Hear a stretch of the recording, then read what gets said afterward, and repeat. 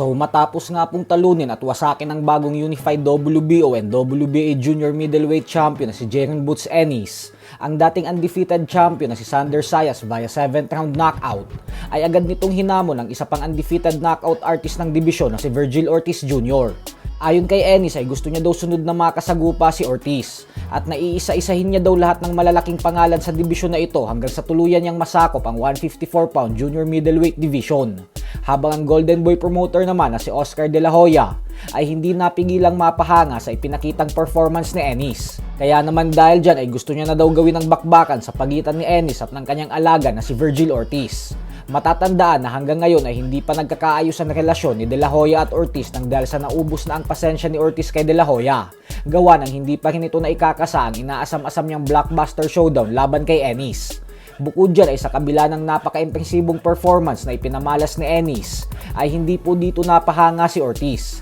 Agad po kasing naglabas ng reaksyon si Ortiz at sinabing base daw sa nakita niyang galawan ni Ennis, ay panigurado daw na matutulog ito sa oras na kamao niya na ang tumama.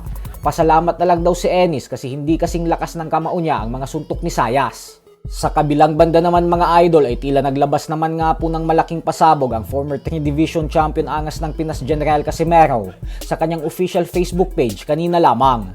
Ayon kay Cuadro Alas ay hindi niya na daw hahabulin ang 4 na belt ni Naoya Inoue na WBC, WBO, WBA at IBF titles. Kay Inoue na daw yan, basta sa kanya daw ang The Ring Magazine belt. Bukod dyan ay naglabas din ito ng poster na suot-suot ang Ring Magazine belt at may kakasulat na announcement soon. Big news coming. Kung sino man daw ang sunod niyang makakalaban ay malaki itong laban, kaya malaking pasabog daw ito. Pero ganun pa man nga po ay ang problema dito ay dahil maging ang Ring Magazine Super Bantamweight belt ay hawak din ngayon ni Naoya Inoue. Kaya kailangan niya pa din talagang labanan si Inoue kung gusto niyang masungkit ang nasabing titulo. Maliban na lang kung ang tinutukoy niyang belt ay sa featherweight division. Pero syempre malaking trabaho din po ang kailangan niyang gawin upang magkaroon ng pagkakataon na mapalaban sa Ring Magazine belt ng featherweight. Kaya abangan na lang po natin ang kanyang malaking pasabog.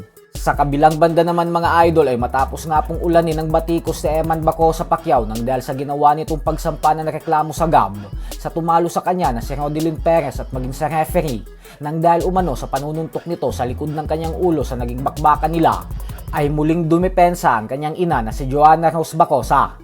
Ayon kay Joanna ay pinagbabawal umano sa batas ng boxing ang pagsuntok sa likod ng ulo at sa kahit anong combat sports. Alam niya naman daw na hindi ito maiiwasan lalo na kung nagkakainitan na sa laban.